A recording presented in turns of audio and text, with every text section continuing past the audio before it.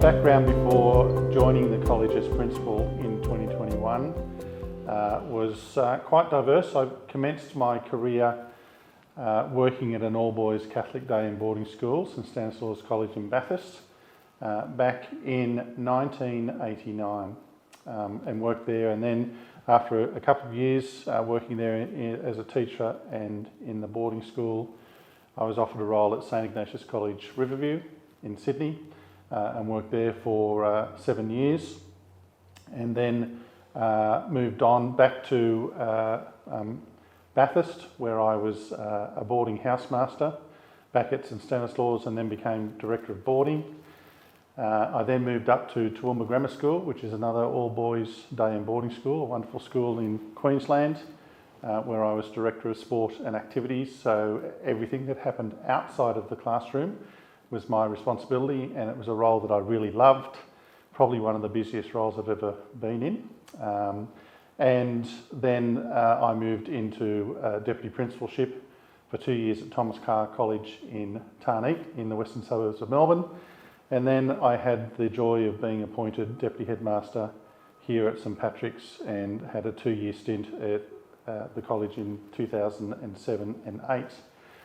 From there, I took on my first principalship in an independent school in Albury-Wodonga, a new school, Trinity College, and it had a campus in Albury and a campus in Wodonga, and I was there for 7.5 years, which was wonderful. I then went on to become headmaster of All Saints College in Bathurst, and then I was appointed deputy principal at Santa Sabina College in Sydney, and I was there for 3 years. And then during the course of 2020, the role here became available. It was advertised, and of course I jumped at it because of my love for St Pat's. The 2 years I had here were wonderful opportunity for me to get to know the school and get a taste of the school, and it was a school that I always was very keen to contribute to.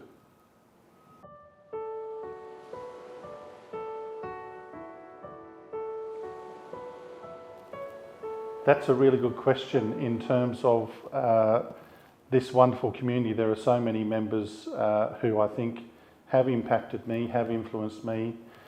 Certainly, I think there's a number of old collegians who I've got to know very well during the course of my connection with the college, and they've been a very strong influence.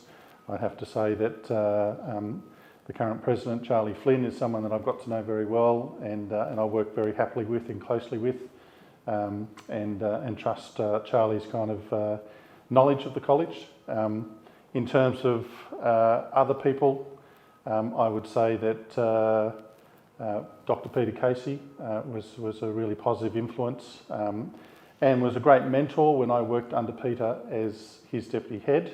After I left, he kept in very close contact and was a great professional colleague and mentor from afar. He kept in contact with me, and was always there at the end of the telephone line for me to seek advice on different things that might have been happening in my school. And I think Peter also taught me to really focus on the great positives that people bring to a community like St Pat's, and to focus on their strengths. So very much a growth mindset, very much a glass half full approach, and I hope that I continue to bring that into my role as principal here at St Pat's.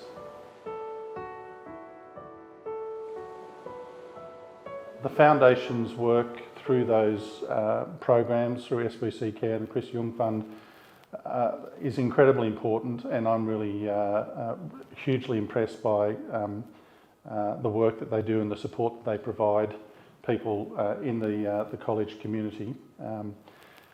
And I don't think we can ever underestimate that as an expression of the strength of this community, that people who perhaps left St Pat's as a student decades ago still have a strong connection through these programs and through these expressions of community, these expressions of compassion and care, and that's really important.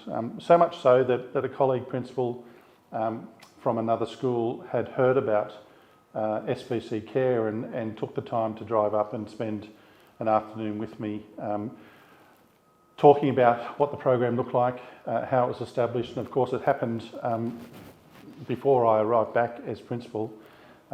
So we talked to Laurie Liston and others who are still actively involved in those programs, and it's a wonderful expression of the college community, and I think it's really important.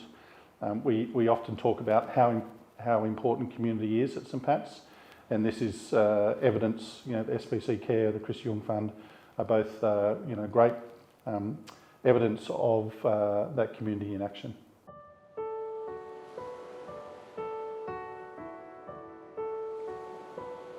The ACA continues to be a wonderfully important organisation and group of people who work so generously and so tirelessly to support the college.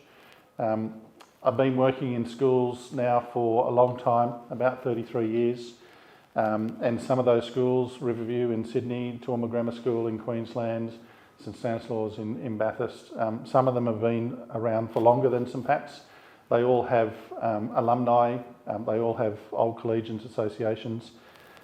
Without fail, the ACA here at St Pat's is the most purposeful and most active organisation of alumni I've seen in action. And that's tremendous, and I'm really grateful for the ongoing support that the ACA continue to provide the current students and the broader community here at St Pat's.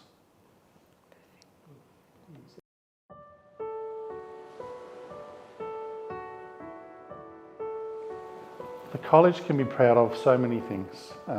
There are so many programs that are currently in place that we're enormously proud of. I'm proud of our students, I'm proud of the staff, I'm proud of the community, and I'm proud of the fact that we're, I guess, honest enough to recognise that we don't always get it right. I'm proud of the fact that when we do recognise that there's been issues, that we've taken steps to address that and to try and resolve that. I'm very proud of the commitment that we have to Indigenous education. I think that's a great strength of the college, and having visited recently some of the Indigenous communities that we're helping and seen those people in their communities, visited the boys in the communities who come to us as boarding students. I'm enormously proud of the growth that we witness through their time here at St Pat's. So there are many things that I'm enormously proud of, but if I guess I was asked to pick something off the top of my head, I'd say that one of the greatest strengths, many strengths, is our Indigenous education program. Perfect.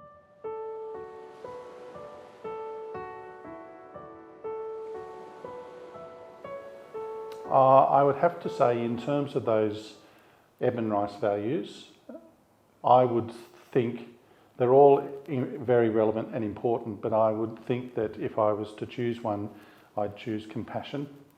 I think it's really important that as we work with our students, as we work with our young men, and we prepare them for their adult lives, I absolutely want them to leave St Patrick's with a really strong understanding and a strong sense of compassion. I think that's going to equip them for really appropriate things in their personal lives, but also in their professional lives as well. And I think the compassion that Edmund Rice brought to his vocation when he looked through the window, when he saw those young boys running around the streets and the laneways of Waterford, uneducated young boys of people who couldn't afford an education, when he took that decision to establish the Christian Brothers and the Presentation Brothers, when he took that decision to establish a school in Waterford, he was showing enormous compassion, to the plight and to the challenges of the circumstances that he was witnessing in Waterford.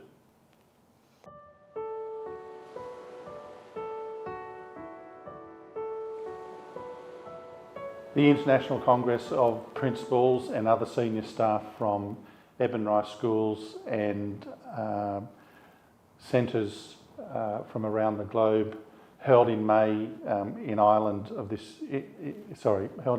May of this year was enormously inspirational and a wonderful opportunity to just experience the great depth of commitment to the Edmund Rice approach, to the values that Blessed Edmund Rice has brought to the many centres. I mean, there's 280 schools around the world. Ireland has the greatest number of schools, I think with 97, and then Australia is second with about 58 schools. So to be able to tap into that rich network and to engage with people who I guess are experiencing some of the challenges and certainly the rewards of the work in those places across the globe was enormous. I was particularly moved by my interactions with some of the people from the schools and the centres in Kenya. Those places are certainly very rich in their spirit and community, but very poor in their resources. So to witness and engage with some of the principals and senior staff from those places was really moving. They were incredibly generous in their approach and wanting to network with us as a school and with other schools in Australia and in Ireland. And since the Congress, we have actually engaged with a couple of the schools in Kenya and South Africa, looking to set up opportunities for our boys to interact with their students, initially online, but potentially down the track via immersion opportunities, visiting each other's schools. And I see that as a great expression again of that Edmund Rice community. So I guess I took away from the Congress in Ireland an incredible sense of solidarity, that the mission of Edmund Rice was well and truly alive and was having such a powerful and positive impact on so many communities around the world.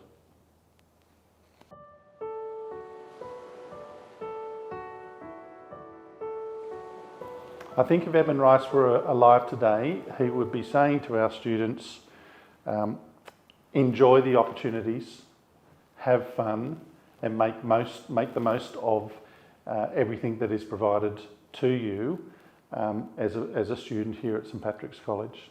Don't take for granted anything that is provided to you.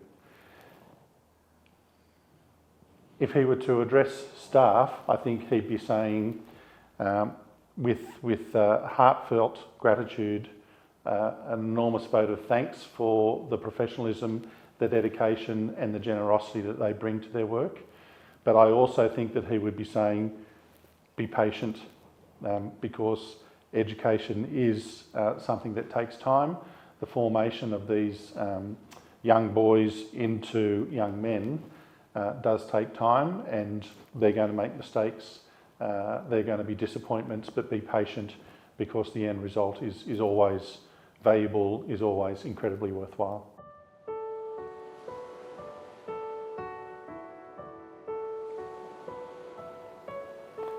The staff formation program this year was incredibly powerful, and we were blessed with a number of amazing keynote speakers. Sister Helen Pragine, who works with prisoners on death row in the United States. David DiCavallo, who is head of ACARA, the National Assessment Authority, and Michael McGurr, who's a wonderful author, an educator, and has worked in a number of schools similar to St Pat's. So we were blessed with an incredible lineup of amazing keynote speakers. All of them, I think, shared wonderful insights, but I think their collective message to us was that the work that we're doing is so important from a holistic point of view. That education, a quality education, an authentic education is much more than just books and marks and scholarly things. There are things that support that, and things that contribute to the formation of our young men around that are so important. So I think, I guess I always come back to the adage that the heart of education is the education of the heart, and I think that was absolutely affirmed and spoken to so beautifully by Sister Helen, by David and by Michael at the formation program for staff this year.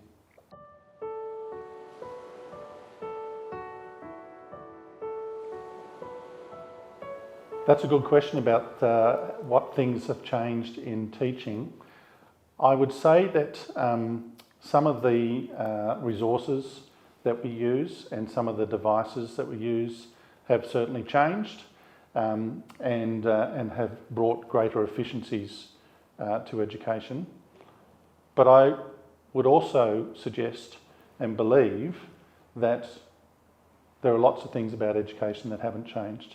And personally, I believe that moving forward, we need to hang on to our focus on what is crucial and what is vital and what is central to a good education in terms of the formation of young people and that journey that we're walking with them towards a wisdom that's going to equip them for their lives. I think relationships are really important and our connection with students is really important. And I would argue that during my career of over 30 years, that hasn't changed. Lots of other things have changed in terms of, I guess, those resources, those approaches, but at the heart of it, it's the connection that we make. And through that connection, the power of that relationship that we can work with students, we can walk the journey with them, we can support them, we pick them up when they make a mistake and they fall. And we challenge them in a positive way. But I would suggest that is always going to be central to a really true, authentic and effective education.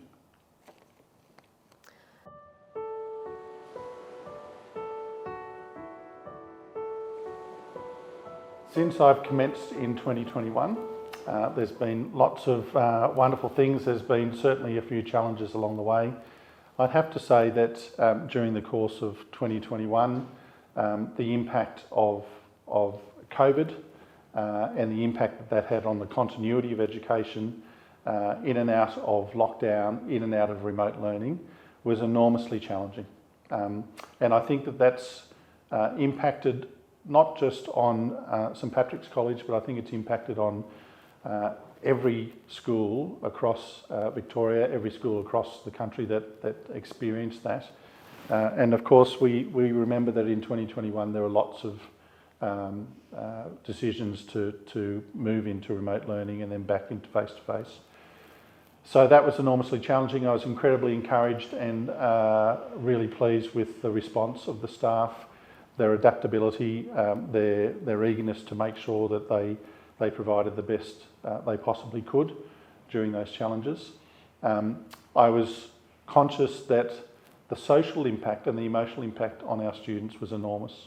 So I think that would be one of the biggest challenges that I've faced. 2022, we didn't have the in and outs of remote learning and lockdowns, but we had the challenge of navigating and managing COVID and the impact it had on people when they succumbed to the virus. And so we had lots of staff and lots of students who were absent during the course of 2022. So I would say certainly that COVID was a massive challenge in those first 2 years. This year, 2023, has been a much more normal year, and that's been really encouraging.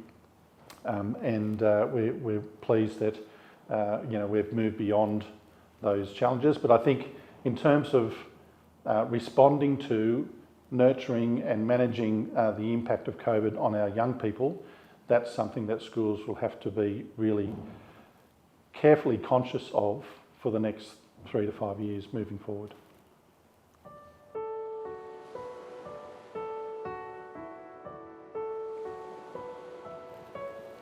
The most rewarding aspect of my role as principal here at St Pat's would certainly have to be witnessing the growth in our students. Again, that's always one of the greatest, if not the greatest reward of working in the vocation of education.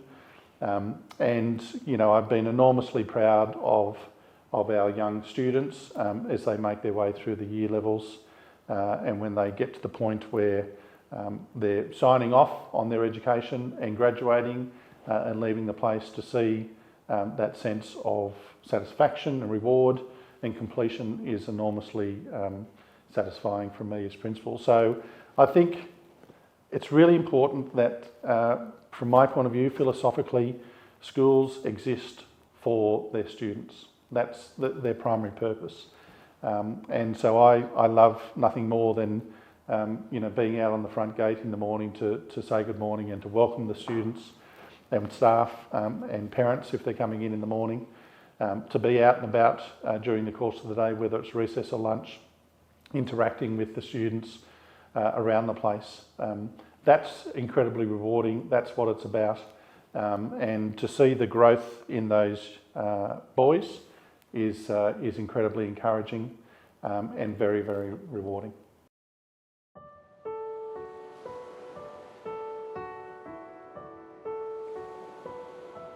My focus as principal is to, I guess, ensure that we honour and celebrate the many great things that are in place at St Pat's, but at the same time to really focus on improving those areas that perhaps we might identify as areas for growth and improvement.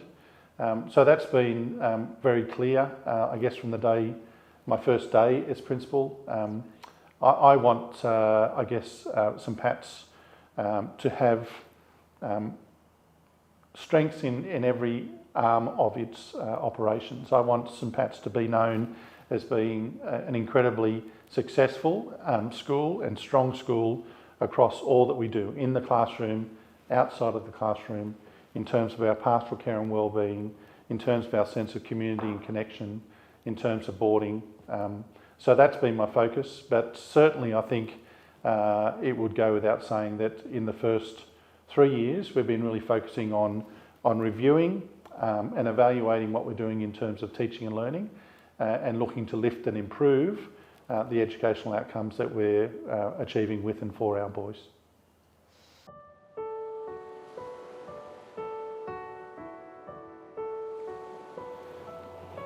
My aspirations for the future of St Patrick's are really positive and are really bright, and they're high. I want St Patrick's to be the best boys' school operating in Victoria. It's a beautifully resourced school. We are really blessed with incredible facilities, both you know, in terms of our teaching facilities, in terms of our pastoral facilities, our boarding facilities and our sporting and music facilities. Our new Performing Arts Centre, which will come online at the beginning of 2024, will be an enormous boost to a strong performing arts program, but certainly will provide, I believe, the best performing arts facilities for students in Ballarat. So I want St Patrick's to be known as being a vibrant and positive and happy school community, but I want it to be known as being a successful school community in which all boys can grow and be the best version of themselves, can achieve success, personal best successes. As I said at the beginning, I certainly want St Patrick's to be known as the best boys' school in Victoria.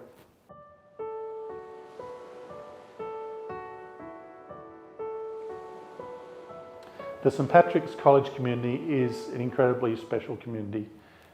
It's a very vibrant community. If we start with the boys who are currently at the college, I just love the joy that they bring to their everyday at the college, to their routine, to their interactions. They look you in the eye, they smile, they say good morning.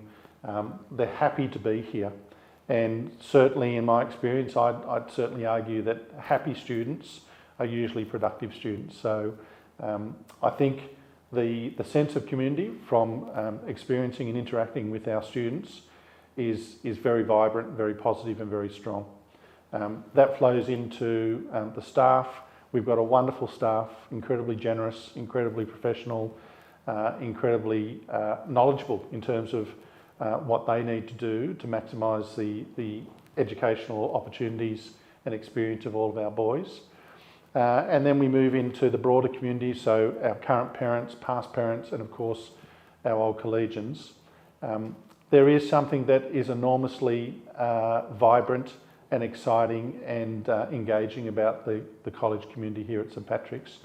And in developing our new strategic plan, we talked about, I guess, some terminology or some phrases that captured the very essence of what we were about.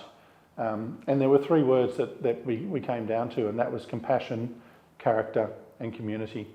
And I think that for me, those three words really sum up who we are, what we're trying to do, who we want to be, and they also reflect that strength of community, which I think most people recognise St Patrick's for.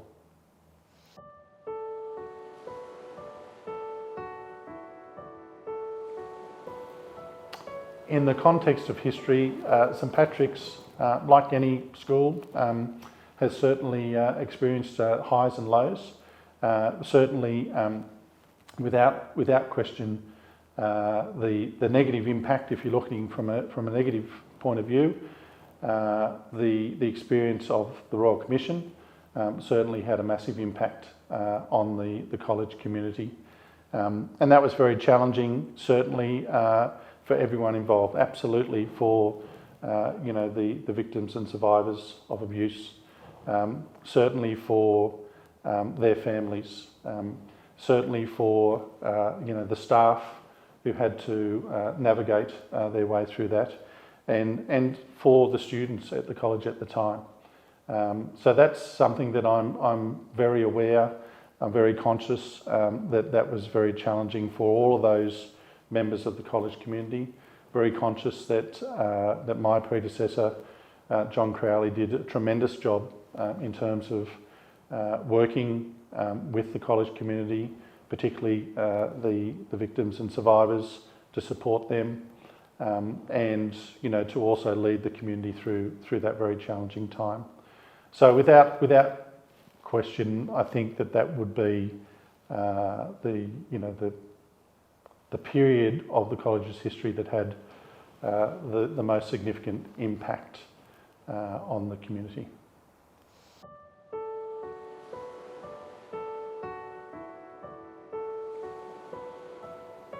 I think there are a number of things that form our identity as a school community, as a college community. I think that sense of pride and connection that certainly our current boys experience, and through my interactions with old collegians, a number of great numbers of old collegians still have that sense of connection. So that sense of community relationship is something that I think is really significant to the St Patrick's College community. I think our great success that we've achieved through a range of areas over 130 years is something that is unique and special to us in terms of who we are. Our great strengths in terms of for example, our football program is something that we're very proud of, and we don't apologise for, and we shouldn't. It's a great strength, and conscious that sometimes people might say that St Patrick's is a school for footballers. Well, it is. It's a school for footballers, but it's also a school for young people who've got interests in a whole range of other areas. So we absolutely, want to recognise the great strength and success of our sporting programs. It's not just football. We've had great success in rowing. We've had great success in basketball in recent times. We've had great success in cricket. All of those things are really important. I think another element that's important to our identity as a school is boarding, and boarding has always been and will always be an important part of who we are as a school. So there's a really strong commitment to ensuring that we provide the best possible opportunities for students who do have to board or students who choose to board for all sorts of positive reasons. And I'm delighted to spend the time that I do in the boarding house because those students whose parents choose to send them here as boarding students have a special connection, an extra special connection, if you like, to the college. And we've got a beautiful facility. We've got some great staff working to support our boarding program and our students. And again, that's another vehicle and opportunity for us to ensure that our commitment to our Indigenous education program provides opportunities for a number of Indigenous boarders who come to us largely from the top end of Australia.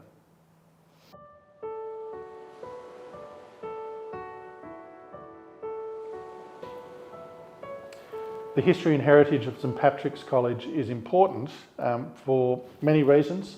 I think it speaks clearly to who we are as a school and should inform who we are as a school and how we move forward as a school. So to be around for 130 years is a pretty special milestone.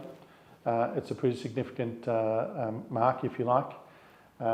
So I guess to be conscious of those who've gone before us as custodians, those who've made significant contributions to the place, who've built the place, who've established the college's wonderful reputation. It's really important, and I often speak to the current school community, staff, and to the students and say that we're honoured with the opportunity to be the current custodians, and it's important for us to think about what we might like to be remembered for. It's important for us to think about what contribution that we might make towards the school. In terms of history, I am a teacher of history, and I've always philosophically argued that it's really important for all people to have an understanding of history for all sorts of reasons. And one of those reasons is to make sure that we learn from the mistakes that have been made in history. And again, I think any school community that's been around for 130 years not only has to honour the great things, but also has to be conscious of things that haven't gone so well to ensure that those mistakes aren't made again moving forward.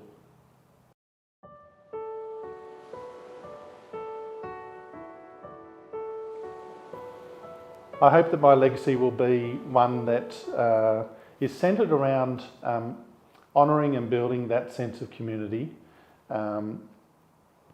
because that's so important to St Patrick's, and it's one of the great draw cards, if you like, for me to come back to St Patrick's when I did at the beginning of 2021. It is an incredibly special community, and like not many other schools that I've experienced.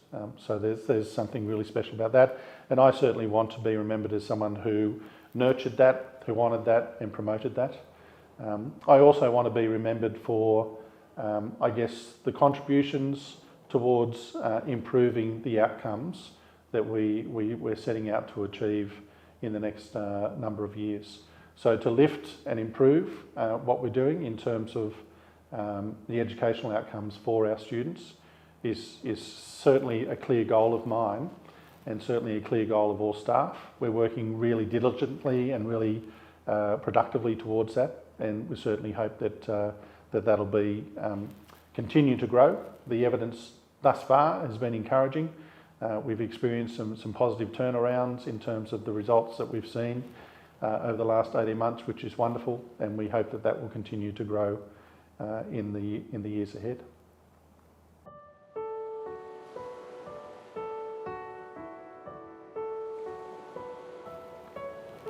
I think my experience in terms of my own faith journey is, like many people's, is quite a personal experience. Certainly grew up in a very traditional Catholic family. With Dad getting out in the car and warming up the car half an hour before Mass, when it was only 4 minutes down the road, and all of those things. But I'm certainly conscious that my paternal grandmother was someone who was very influential in terms of, you know, my upbringing. We spent a lot of time at Nan's place, and she came from quite a wealthy Anglican dairy farming family in the Hunter Valley.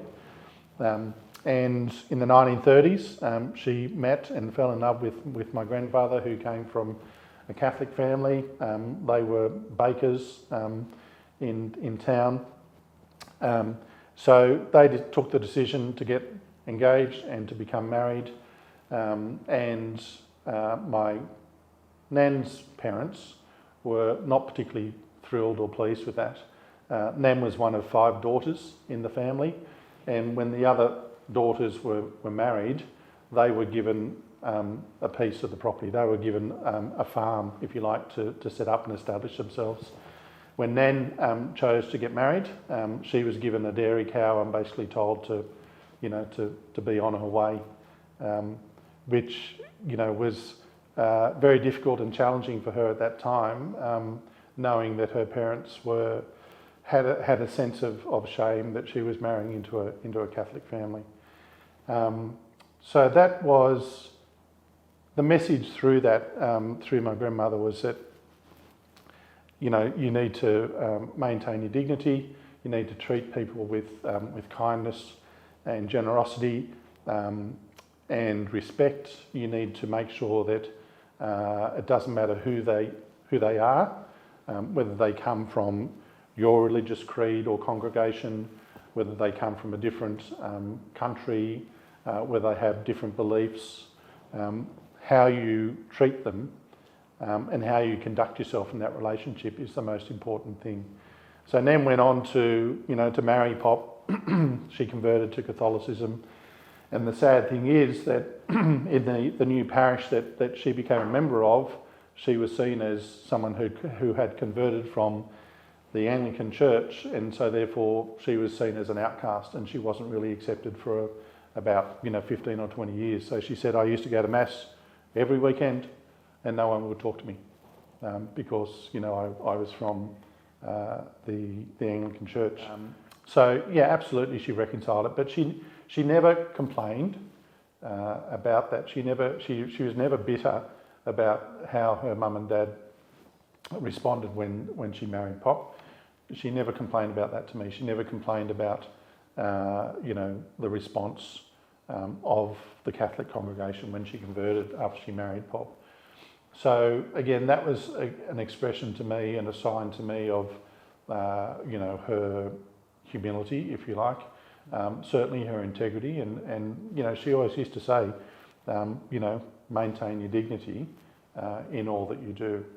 And I guess given in the context of St Patrick's being a Catholic school in 2023, we're conscious that for many of our young boys, probably for most of our young boys, their only experience of church is here at school. And I think that's really important. That presents us with a wonderful opportunity, but also a really important responsibility and challenge to try and get it right. And from my point of view, I guess the core values that I think are very much illustrated and echoed through Edmund Rice's charism are far more relevant to the formation of good people than trying to impose the Church's doctrine on people.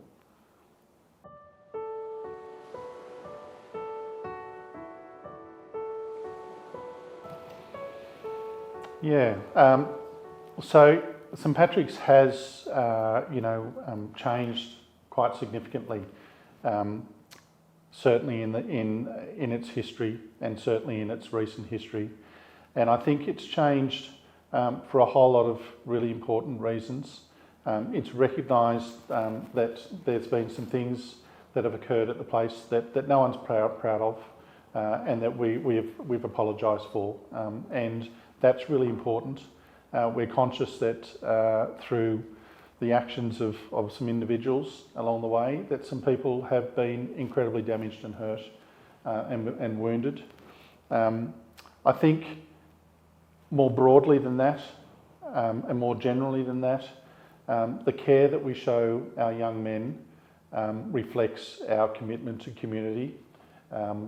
There's absolutely an incredible understanding of the power of connection and relationships from the staff who are working with me here at St Patrick's. They understand that if boys feel known, if boys feel safe, if boys feel respected, then they're going to be happy, they're going to be productive, they want to be here.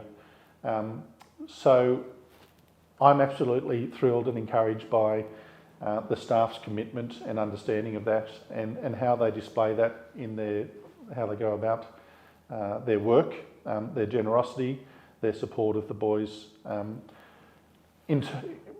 Broader than that, again, the facilities that we've developed at the college in recent times are just amazing. They're outstanding. There's some beautiful facilities, and again, that reflects our commitment to wanting our boys and future generations of students to have the best possible resources and the best possible opportunities.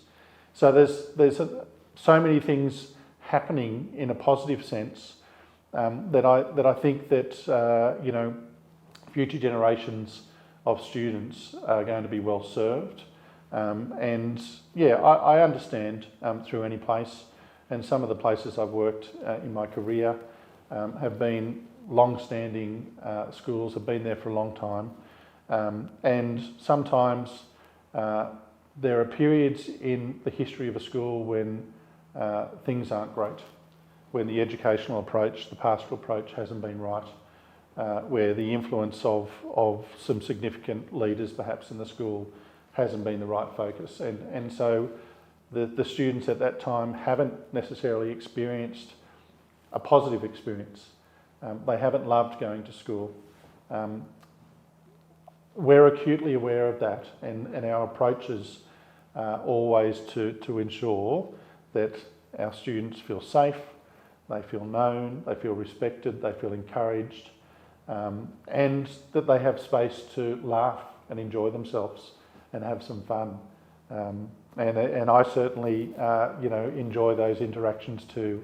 The boys have got a great sense of humour, and certainly many of them are keen to kind of unleash their sense of humour on me and other members of staff, and that's great. That's a sense to me that they feel safe enough and connected enough to be themselves, and that's what we want it to be, and that's what it is, and certainly that's what we want to promote and honour and nurture as we move forward.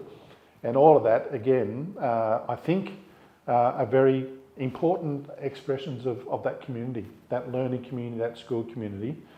And you see it every day when they bounce in through the gate. They're happy to be here, and they're happy to give you, a smile and whatever. And they see me on the gate, and they tuck my shirt in, and then I see them, 20 minutes later, and the shirt's out. Oh, sorry, Mr. O'Connor, it slipped out. Yeah, right, put it back in. So all of those things are just, that's part of the banter. That's part of the interactions, and it's part of the joy. It's part of the reward. It's part of the community, and it's really important to us.